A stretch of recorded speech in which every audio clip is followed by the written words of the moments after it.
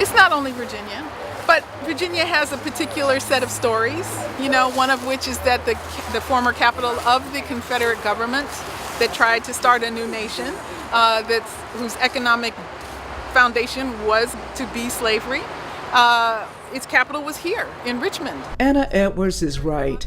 The residue of the Confederacy can be seen across the South. Edwards is the chairperson for a Richmond, Virginia group named the Sacred Ground Historical Reclamation Project of the Virginia Defenders for Freedom, Justice, and Equality. She says most of the federal and state buildings in the U.S. were constructed by slaves. Enslaved labor was involved in the construction of almost every single structure, certainly civic structure, and a lot of private structures until the end of slavery.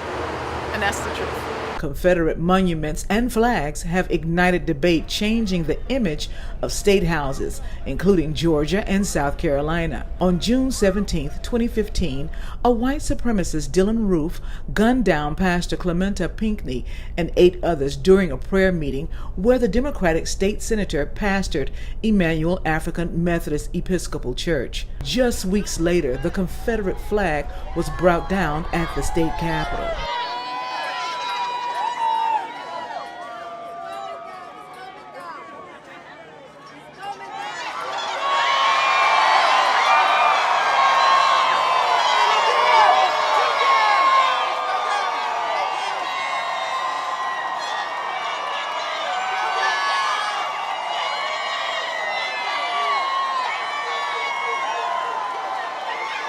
Here's an excerpt from Governor Nikki Haley the day the South Carolina flag was brought down at the state capitol.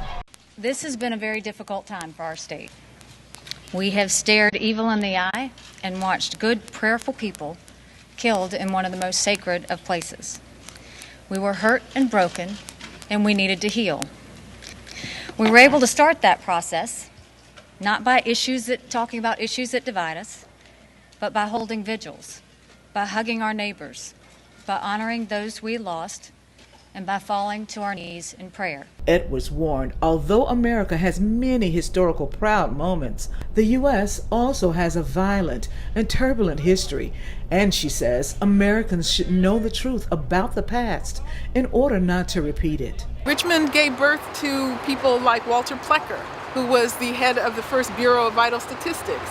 And he is the person who, with his network across the state, single-handedly changed birth certificates for black people, white people, and Indian people in order to divide the people of this state into colored and white, which should sound familiar to people because it was a system adopted in apartheid Africa, South Africa, right? Edwards' husband, Phil Waleto, and their group held a memorial service on the African ancestral burial grounds in downtown Richmond.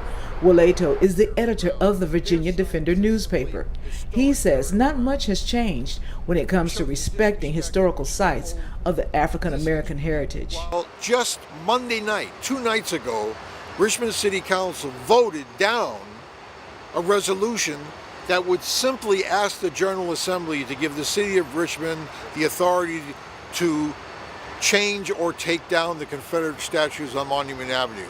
They refused to even accept that. All 5 white members of City Council voted against it, and 1 black member who represents the predominantly white district where the statues are on Monument Avenue.